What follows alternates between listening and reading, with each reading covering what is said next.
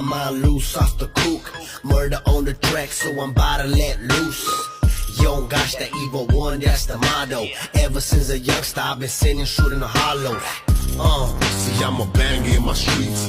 Murder was a case, but never charged, though I killed a beat. Deadly melodies when I quit all my enemies. But y'all don't want it, I'm a rider, catching felonies. Yeah, the devil preached, so the God shall deep. Whispers in my ear. Los cabellos del diablo. En la segunda década del siglo XVIII, la ciudad capital de la Nueva España conoció un suceso que cubrió de pavor a todos los que lo conocieron por su naturaleza sobrenatural y escalofriante. El hecho ocurrió en la calle de la Buena Muerte, hoy Quinta de San Jerónimo. Pero vayamos al inicio de esta leyenda. Ubiquémonos en el día 12 de febrero de 1728, cuando todo empezó.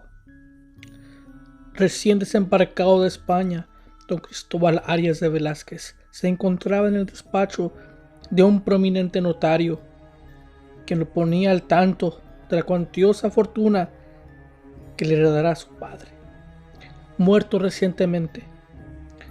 Luego de felicitarlo, el notario preguntó al joven si había quedado en buenos términos con su padre. Extrañado, don Cristóbal contestó afirmativamente, a lo que el notario agregó enseguida que el testamento contenía una disposición extraña.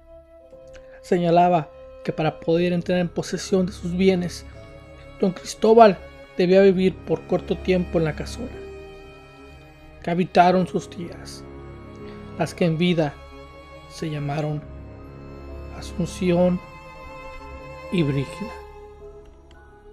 El muchacho no pareció contrariarse ante esta noticia, a lo que el notario agregó: creo mi deber de deciros que sobre esta casona corren horribles consejas. Cierto, la casa hermosa es. Tiene una gran bóveda donde podéis guardar vuestro oro y vuestros mejores vinos. Pero, id al grano ya, señor notario. Os aconsejaría no vivir ahí sin servidumbre y hacer algo por alejar los espectros y fantasmas que dicen habitan ahí. Dicen que hay cosas en esa casona que causan pavura y muerte. La gente comenta que está maldita. Vaya que sois supersticiosos y amantes de lo macabro. Ustedes, los novohispanos, os habéis contagiado de los indios. Don Cristóbal se puso de pie, un tanto molesto. Pidió al notario las llaves de la casa y el favor de conseguirle servidumbre adecuada. Había dispuesto pasar una noche más en el mesón donde se hallaba alojado, a fin de leer el testamento detenidamente y mudarse temprano al otro día. Hasta la noche siguiente, el joven español pudo terminar las diligencias necesarias para su traslado. Camino a su nueva casa lo acompañaba el criado que había contratado el notario, así como un caballero amigo de su padre, para mostrarle la calle y la casa. Las pisadas de los hombres sonaban huecas en la calle, solitaria y lúgubre, cuando de pronto se escuchó el tañido de una pequeña campana tocada por una persona que esperaba afuera de una puerta. Extrañado, don Cristóbal le preguntó al caballero qué significan esas campanadas. Son esas gentes que vienen en busca de un confesor. ¿Un confesor a estas horas? La muerte no tiene hora fija, y son los padres Camilos los que confiesan a altas horas de la noche. Debido a esto, esta calle no vas a vivir es conocida como calle de la Buena Muerte. En efecto, el convento se encontraba a unos pasos de la vieja casona, por lo que una vez que llegaron a esta, el joven respondió en tono de bromas: si es así, menos temores tendré, caballero. Buenas noches.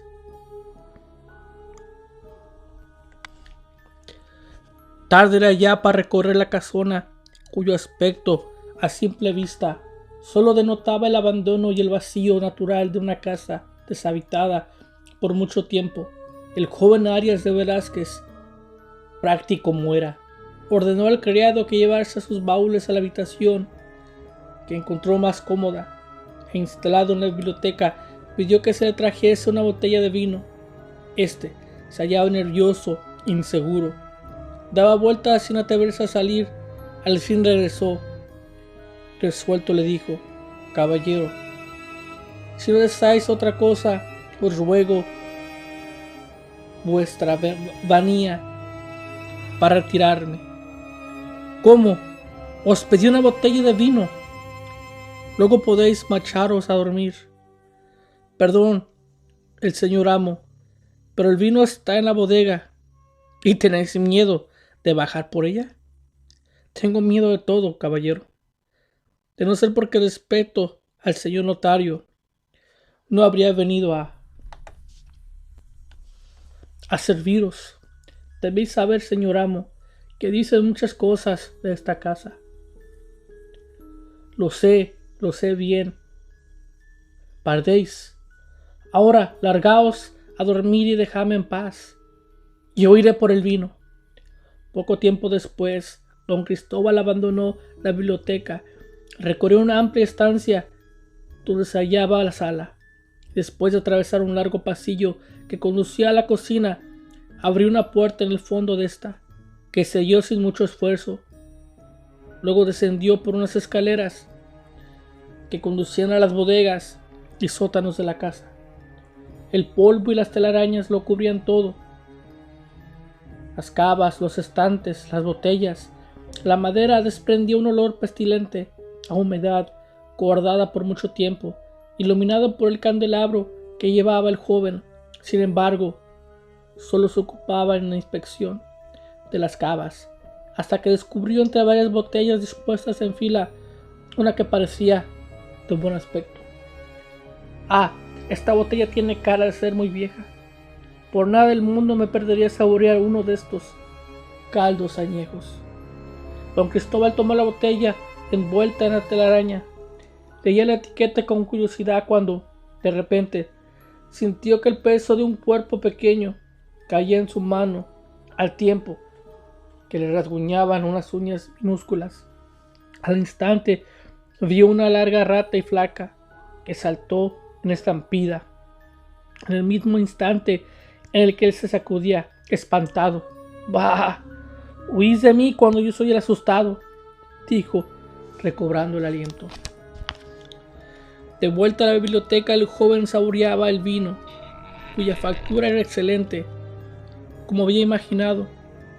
A pesar de lo avanzado de la noche, no tenía sueño, pero sobre todo deseaba leer con calma el testamento de su padre, inquieto por enterarse de los innumerables bienes que había de administrar poco lapso. ¿Cuánto esfuerzo debió costarle la fortuna que logró acumular el viejo? Pensaba el muchacho con orgullo. Él haría lo mismo, trabajaría con empeño o incluso procuraría acrecentarla, pues se sentía sinceramente honrado de haber sido heredado. Sin embargo, esa cláusula, ¿por qué habrá querido su padre que viviese ahí? Su pensamiento hizo que fijara su atención en el lugar donde se encontraba. Hizo a un lado el documento, se recargó en el asiento y hasta entonces sintió la inmensa soledad de la casa. Las velas se hallaban consumidas más de la mitad, de manera que solo se iluminaba el escritorio donde él se encontraba. Quizás ya habrían transcurrido 2 horas o más. No se había dado cuenta, atareado como estaba. Sentíase cansado ya, el vino había dado su sangre un suave sopor. Lo hacía ver el lúgubre ambiente con el ánimo y el arrojo de su juventud. Tenía la intención de levantarse cuando repentinamente sintió que algo a sus pies detrás de él se aislaba suavemente. Debe ser un gato. Magnífico. Hacer un festín con esos ratones repugnantes. pero al estirar la mano y tocar aquello que se detuvo, por un momento sintió un terror espantoso que lo hizo gritar y saltar de su asiento. Las velas cayeron al suelo.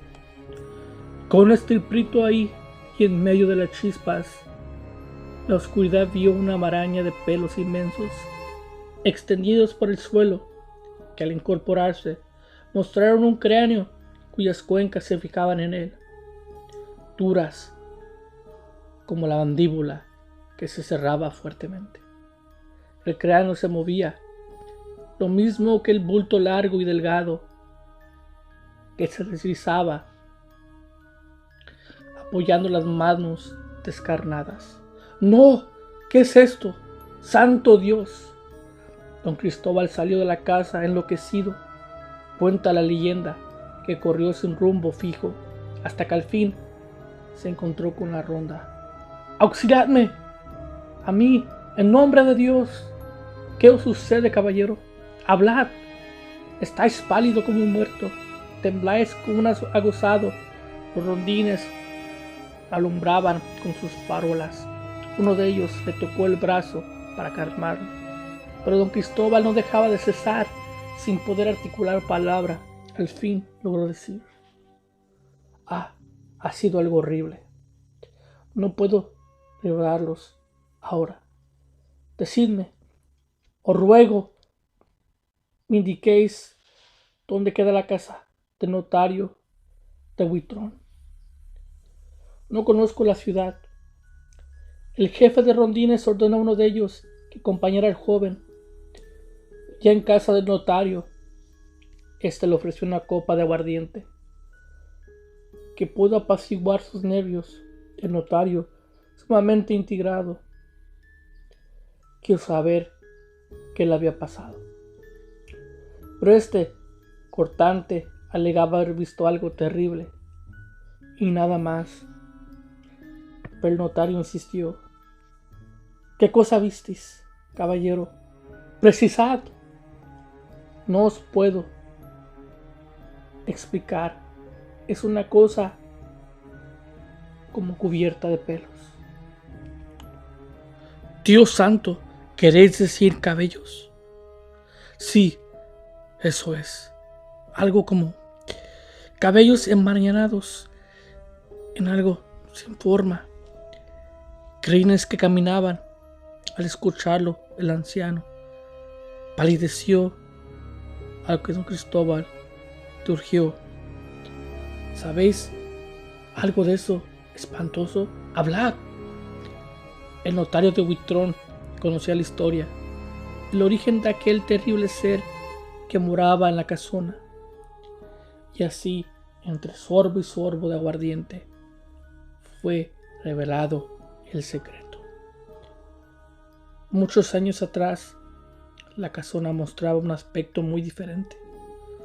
En las mañanas, el paisaje común en la calle de la Buena Muerte era la presencia de los padres Camilos yendo y viniendo con sus afanes religiosos, y la de doña Asunción, que solía sentarse junto a la ventana de su casa para recibir las primicias del sol de la mañana y peinar su larga y negra cabellera.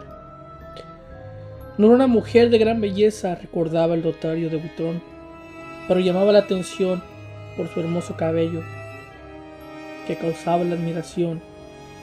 Los caminantes, los hombres quedaban cautivos, mientras que en las mujeres provocaba envidia y admiración. Decíase con justa razón que era el más largo y hermoso cabello de la Nueva España. Esta apreciación y la escena cotidiana, que así lo corrobaba y provocaba la envidia y el coraje de doña Brígida, mujer de mayor edad que doña Asunción y media hermana de esta, cuyos rasgos duros, acentuados por un carácter seco y hosco, habían alejado a cualquier posible pretendiente de su juventud. Las dos mujeres vivían acompañadas de una ama, negra doncella de doña Asunción, en tanto que el hermano de estas y padre de don Cristóbal, vivía cerca de ahí, en la calle de Alcinas. Una de tantas mañanas doña Brígida mascullaba su coraje mientras veía a su hermana saludar amablemente a un conocido. ¡Maldita! Otra vez os exhibéis ante los viandantes. Una de estas noches os cortaré vuestro pelo. Ahí sí podía dejaros sin pelo para siempre, pensaba doña Brígida. Su expresión debió ser tan evidente que el ama se acercó. Ah, señora, bien que admiráis el pelo de mi amita. ¿Lo deseáis para vuestra cabeza? ¿No es verdad? Callad, negra tonta. Sonriendo con disimulado gusto, la ama se acercó enseguida a la muchacha. Vamos, amita. Está lista ya el agua de verbena para lavar vuestro pelo. Fue entonces cuando doña Brígida se le ocurrió la idea que mejor no hubiera tenido.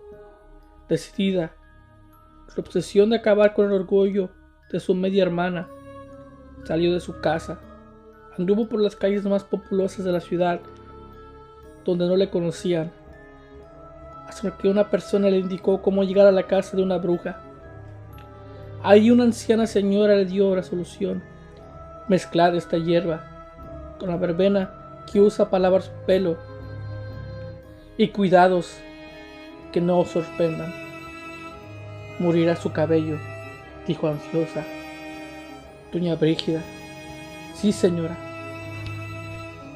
Desde su raíz morirá y jamás volverá a crecerle. Os aseguro. Días más tarde, doña Asunción vio con extrañeza cómo quedaban prendados a su peine una gran cantidad de cabellos. Volvió a peinarse con mucho tento de nuevo. Una madeja se desprendió. Se le estaba cayendo todo.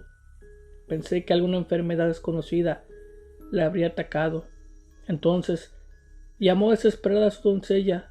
Al ver lo sucedido, la sirvienta le dijo asustada: Jesús, María y José, os han embrujado, mi niña. ¿Qué decís, Karina? Os han hecho mal de ojo a vuestro pelo. Quedaréis sin nada, amita. Ay, Karina, si pierdo mi pelo, yo también perderé mi vida. Y yo también moriría con mi niña del alma. Tal sucedió al poco tiempo, cuando doña Asunción quedó calva por completo. Murió de tristeza. Y días después la siguió la negra Garina, quien fue enterrada a su lado del sepulcro de doña Asunción por voluntad de ésta. Sin embargo, cuando la doncella Garina agonizaba, no dejó de apreciar la alegría que embargaba a doña Brígida. Con su voz ronca y gruesa, le lanzó una amenaza: sé bien que vos causasteis la desgracia de mi ama. Maldita seáis. Yo, que soy creyente, he invocado al diablo para que os cause males mayores. Os saldrá tanto pelo que os volveráis loca y tendréis la muerte más horrible. Doña Brígida embozaba una sonrisa burlona, incrédula, que ninguna mella hizo en su ánimo, mas asegura la extraña leyenda que días más tarde la mujer advirtió que su cabello le crecía en abundancia. La extraña leyenda que días más tarde la mujer advirtió que su cabello le crecía en abundancia. Frente al espejo de su tocador no dejaba de admirarlo y penarlo. Qué cambio tan benigno de un cabello delgado, quebradizo, mezclado con gruesas y duras canas que le obligaban a atarlo en un chongo. Ahora poseía una larga cabellera negra y brillante. Le caía graciosamente hasta la espalda. Yo por peinarlo junto a la ventana que daba a la calle en el mismo lugar donde solía sentarse doña Anunciación. La gente apenas se inclinaba la cabeza ante su vista, pero doña Brígida no le importaba en absoluto. Notaba con placer cómo la noche a noche le crecía el cabello, cada vez más largo y hermoso, sin necesidad de verbena alguna. Su nueva sirvienta, mujer tímida y callada, al fin se atrevió a preguntarle, después de 2 meses de estar en su servicio: mi ama, ¿por qué os crece tan rápidamente vuestro pelo? Doña Brígida se quedó callada. No pensó en la maldición de la negra Garina. Recordó más bien a su hermana, entonces respondió satisfecha: mi hermana tenía el cabello como el mío. Es un rasgo de familia. Esa noche doña Brígida descansaba ya en su cama como siempre. Mas no era una noche común. El cielo estaba muy oscuro. Las nubes cargadas, los rayos aparecían repentinos. De pronto estalló la tormenta. Se dice que fue entonces cuando los cabellos de doña Brígida parecieron cobrar vida como serpientes. Sus cabellos se alzaron, tal parecía que el viento furioso hubiera entrado en la alcoba y por ello se moverían, pero no, la ventana se hallaba cerrada. Los cabellos parecían danzar ajenos a la mujer dormida. En medio de esa danza comenzaron a buscar el cuello, a enredarse como víboras negras y anilladas, con más fuerza cada vez, hasta que apresuraron su cuello por completo. Al sentir la presión en su garganta, la mujer despertó gritando. Acudió la sirvienta de inmediato. Señora, ¿qué os sucede? Tuve una horrible pesadilla. Soñé que mis cabellos me estrangulaban como serpientes. Y al despertar, tenía los cabellos. ¡Oh Dios!, dijo mirándose. Ved, aún tengo los cabellos enredados en mi cuello. La sirvienta retiró los cabellos de su cuello, que si bien ya no continuaban fuertemente sujetos, resistían el desanudo, como si dueños de la voluntad truncada se aferraban a permanecer ahí, para seguir en algún momento su propósito. Extrañada y temerosa, le dijo entonces: cuidad de ellos, señora. Vos no sabéis que en las noches de tormenta los cabellos de la gente y de los animales cobran vida. ¿Qué estáis diciendo, insensata? Lo que dicen los ancianos, señora. Cuidaos de vuestros cabellos en las noches de tormenta. Los tenéis muy largos. Corrió entonces agosto, mes de lluvias tormentosas. Por ello, aceptado por doña Brígida, la criada sujetó sus cabellos a los barrotes de la cabecera de la cama.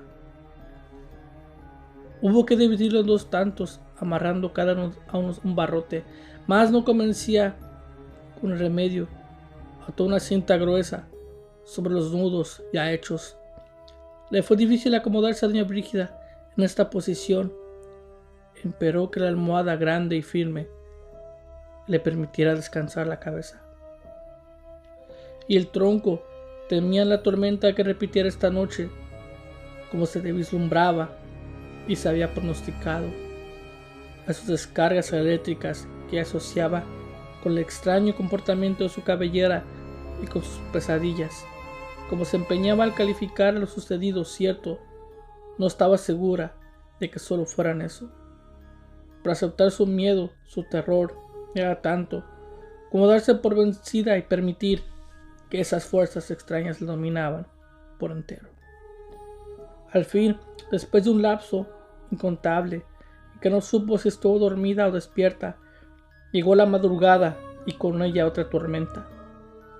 Esta vez el cristal del ventanal retumbó con enorme fuerza, el viento lanzaba bufidos terroríficos. Las cortinas se alzaban espantadas por el viento que se colaba por los interristos. Más en el momento, un gran rayo apareció en el firmamento. La escasa luz de la vela se extinguía. Su cabello se soltó de los amarres, volvió a tomar vida. Ella, que despertó con el retumbido al rayo, lo vio todo esa vez. Las serpientes negras se elevaron para cometer la embestida. Rodearon su cuello, empezaron a hacer círculos, cada vez con mayor rapidez y frenesí, hasta iniciar la asfixia. Doña Brígida, impulsada por la fuerza del instinto, jaló los cabellos de su cuello y empezaban a ahorcarla. Tan valiente como pudo, llegó hasta un mueble, sacó las tijeras y, peleando con las hérbas malditas, cortó en muchos pedazos la cabellera, empujó el seso, pero doña Brígida ya no estuvo tranquila. Se cuidó de no decir nada a su criada o a su hermano sobre lo que le había sucedido. Cubrió su cabeza con un mantón y así permaneció por varios días, temerosa de ver su cabello otra vez. Sucedió entonces que una noche, cuando se iba a acostar, estalló otra tormenta. Doña Brígida se quedó de pie frente al espejo, indecisa. A pesar del mantón, sentía mayor peso en su cabello, pero no quería tocarlo. Más fuerte fue su voluntad, su caprichosa naturaleza. Que llueva y caigan rayos y centellas. Ya no temo mi pelo, dijo en voz alta, quitándose el mantón. Pero al descubrirse la cabeza, un grito de espanto salió de su garganta. Pelo más grande que antes. Al instante el cabello largo hasta la cintura se elevó por encima de su cabeza en hebras gruesas. Se dividió, estas se juntaron con la coronilla. Luego descendieron buscando la garganta de la mujer. En ella se enredaron con interminables vueltas. Por el placer diabólico de sentir las venas hinchadas, por escuchar sus gritos, sus gemidos, que la tormenta encargó de callar. Al día siguiente la sirvienta la encontró muerta, al parecer ahorcada por su abundante y hermosa cabellera. Un rictus de locura se plasmaba en su rostro, tal como había asegurado la vieja Carina. El notario de Huitrón terminó su relato. Dice la conseja que así murió la media hermana de vuestra tía Anunciación. En cuanto vuestro padre, después de sepultarla, decidió enclaustarse hasta su muerte, quizás por la pena de enterarse cuando se decía de doña Brígida. El joven había escuchado con atención el relato, empero alegó: aún no entiendo cómo puede asociarse esa maldición con la cosa que vi en el suelo. Pienso que fue el fantasma de vuestra tía Brígida. No puede ser. Os repito que no había recto. Era algo que se arrastraba como un gusano velludo. Siendo así, no sabría cómo explicarlos el suceso. Me inclino a creer que fui víctima de una alucinación, de un terror imbécil. Perdí los estribos. De seguro fue algún animal, nada de fantasmas y de increíbles cabellos asesinos. Os aconsejo no volver. El criado vino a avisarme que se iría. Quedaos en mi casa, don Cristóbal, y mañana podéis iros a casa de vuestras tías, a otra, y seguir tranquilamente lo que dispone el testamento de vuestro padre. Por cierto, señor notario, mi padre ordenó que se exhumen los restos de la tía Anunciación para llevarlos a España. Os pido hagáis lo propio. Así será. Don Cristóbal hizo caso de la recomendación del notario. Prudente se instaló en su casa sin hacer caso ya de la cláusula establecida por su padre. En esa casa le fue suficiente para dar por cumplido su mandato. Días más tarde se dispuso a exhumar los restos de su tía. Avellándose en el cementerio, el notario don Cristóbal y un fraile encargado de realizar la ceremonia fúnebre. 3 sepultureros abrieron la tumba a fin de extraer el féretro. Cavaron con palas a una distancia aproximada de 1 metro bajo tierra, cuando de pronto exhalaron un grito de terror que atrajo a los hombres. El fraile fue el primero que lo vio. Dios bendito, ¿a qué ser diabólico y maldito tiene sepultura aquí? La tumba abierta se hallaba totalmente cubierta por cabellos apenas revueltos con la tierra, negros y hermosos, resplandecían a la luz del sol. Don Cristóbal los vio, los reconoció, eran los mismos cabellos del espantoso ser que vio en la casona. Se relevó el cráneo que lo sostenía, el bulto monstruoso arrastrándose, pero no podía ser el mismo. Nervioso, molesto, preguntó al notario: ¿No os dije que sacaremos los restos de mi tía Anunciación? Hay un error, caballeros, dijo un hombre, que en ese momento se acercó al grupo. Soy el encargado de este cementerio y os puedo asegurar que la tumba de doña Anunciación está más allá, dijo señalando un sepulcro cercano. Mirad bien la inscripción de la lápida. Los sepultureros se alejaron cuando el encargado se acercó a la tumba entre el susto, recibiendo un regaño por haber omitido la inscripción. Se hallaba borrada. Presuntuosos por terminar su labor, pero el nombre ni siquiera llegó hasta la lápida. Pero antes se encontró con la tumba. Dios santo, ¿qué es esto? Solo el Altísimo puede explicarlo. Señor encargado, retiremos, ya vayamos con el santo oficio. Este es asunto que debe conocer. Dice la leyenda que el santo oficio tomó cuenta del suceso. Con el ritual estableció en sus leyes. Se exorcizó en la tumba al ser monstruoso que ahí moraba. Se levantaron actas ante el santo oficio que suscribieron quienes fueron testigos de este suceso.